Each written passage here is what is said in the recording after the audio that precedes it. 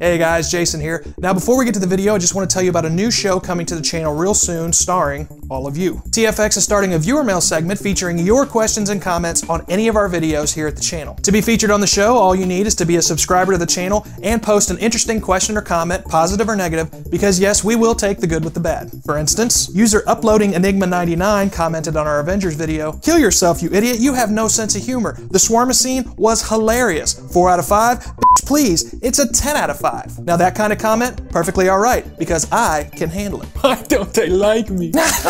Leave Benny alone! I'll be fine. So be sure to subscribe, comment, and remember to check back here real soon to see if you're featured on a future episode. But now, on to the video.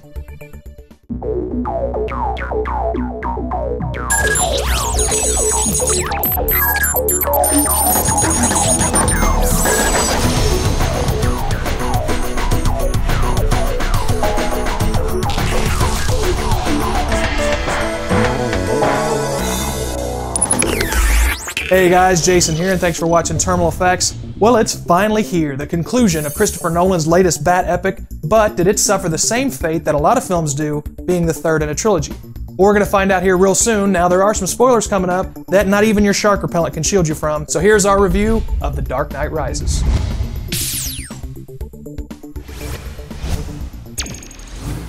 You know those moments you want to cry and you're not sure if it's out of happiness or depression? To say The Dark Knight Rises release was bittersweet is a real understatement, as the joy of finally getting our third Batman film was no doubt a rush, but knowing it was our last also kind of bummed me out sitting in a theater. The film opens with Jim Gordon being conflicted as to whether or not to tell the truth about Harvey Dent and clear Batman's name. Now most people are aware by this point that the film takes place 8 years after Dark Knight, seeing Bruce Wayne hang up the mantle of the Bat and has become a recluse. This, of course, is reminiscent to the storyline found in the comic series The Dark Knight Returns, which is actually Christopher Nolan's original idea for a new Batman movie, but with the studios wanting a reboot, we ended up with Batman Begins instead.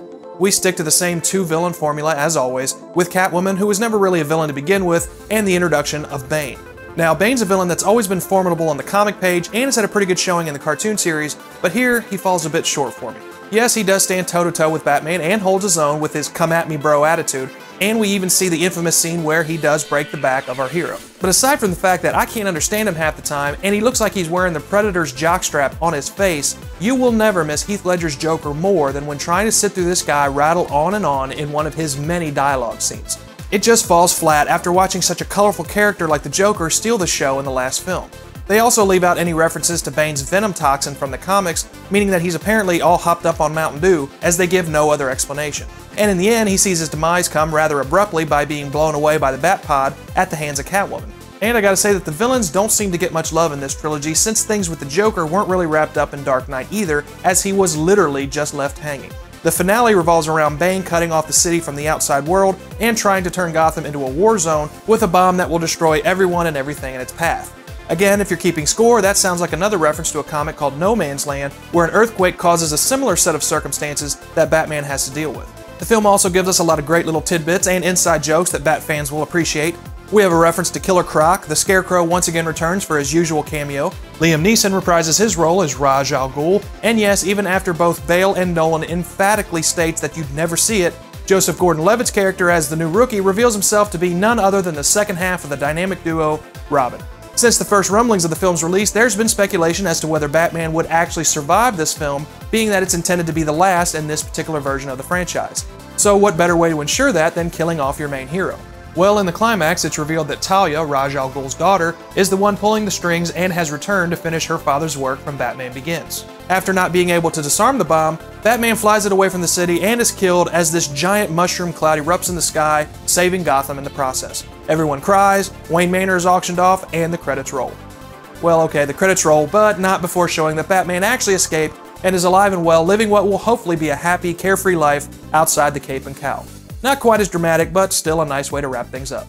There's no doubt this summer has been huge for blockbusters. I gave Avengers 4 out of 5, with Spider-Man coming along, which I loved even more, and gave it a perfect score. As for this film, I can honestly say I enjoyed it for the most part just as much as Spider-Man, so by default, it should get a 5 out of 5.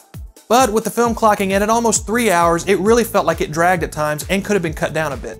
Not to mention the direction they went with Bane just didn't work for me, and not to beat a dead horse, but the bar was set so high with both Liam Neeson and Heath Ledger in the previous films, our last villain here just seems to fall short.